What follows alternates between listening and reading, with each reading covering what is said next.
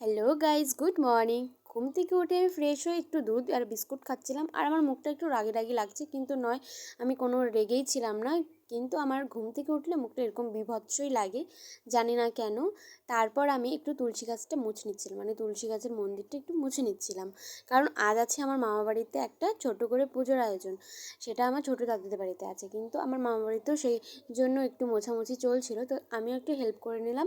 Help করে দিয়ে তারপর আমি চলে এসেছি কিন্তু ছোটো দাদুর বাড়িতে। আর এই বাড়িতেই পুজোটা হচ্ছে যেহেতু, তো চলে এসেছি। তারপর দেখো আস্তে আস্তে আমি তোমাদের সাথে সব কিছু শেয়ার করছিলাম।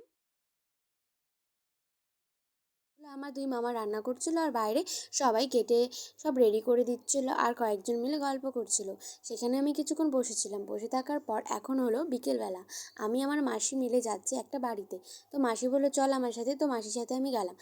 এসে দেখি রাত্রিবেলা প্রসাদ খেলাম। আর ভিডিওটা যদি ভালো লেগে থাকে তো লাইক কমেন্ট শেয়ার করে দিও।